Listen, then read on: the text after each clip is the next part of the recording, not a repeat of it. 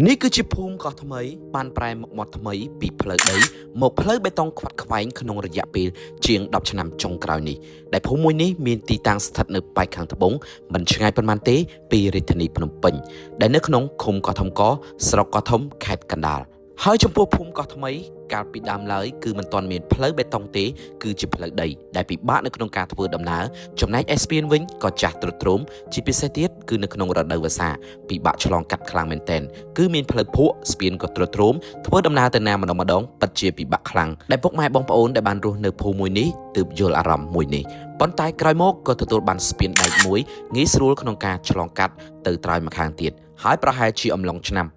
2012ទៅឆ្នាំ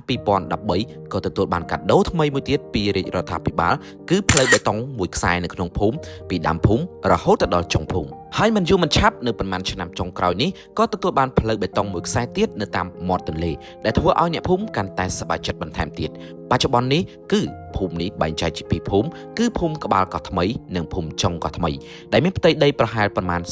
0.59 គីឡូម៉ែត្រការ៉េដែលនៅក្នុងភូមិនេះគឺមានដើមឈើជាច្រើនដូចជាដើមព្រេងខ្យល់ដើមឈើទាលនិងដើមកុកីរួមជាមួយនឹងទឹកព័ទ្ធជុំវិញកោះមួយនេះដែលបងប្អូនអាចស្ទូចត្រីនៅទីនេះបានផងដែរហើយនៅលើភូមិកោះថ្មីនេះគឺមានប្រជាជនរស់នៅប្រហែល200ទៅ300គ្រួសារតែប៉ុណ្ណោះដែលភាគច្រើនប្រកបរបរលក់ដូរនិងធ្វើការងារផ្សេងៗនៅលើកោះនេះក៏មានសាលារៀនបឋមសិក្សាមួយផងដែរនោះគឺសាលាបឋមសិក្សាកោះថ្មីដែលខ្ញុំធ្លាប់បានរៀននៅទីនេះកាលពីថ្នាក់ទី1និងថ្នាក់ទី2នៅកន្លែងមួយនេះផងដែរហើយនៅកណ្ដាលភូមិក៏មានសាលាឆទានមួយសម្រាប់លោកយាយលោកតាទៅសមាទានសិលនៅទីនោះផងដែរហើយបច្ចុប្បន្ននៅភូមិមួយនេះគឺខុសឆ្ងាយពីមុនច្រើនណាស់មានការអភិវឌ្ឍច្រើនដូចជាមានផ្លូវបេតុងខ្វាត់ខ្វែងមានប្រព័ន្ធទឹកស្អាតមានប្រព័ន្ធអ៊ីនធឺណិត Wi-Fi ឯផ្ទះប្រជាជនវិញគឺមិនតូចដូចមុនទៀតទេគឺធំសមរំលមមនិងមានការប្រសើរជាងមុនឆ្ងាយណាស់ចុះអ្នកកំពុងតែមើលវិញតើភូមិរបស់អ្នកមានការអភិវឌ្ឍច្រើនទេ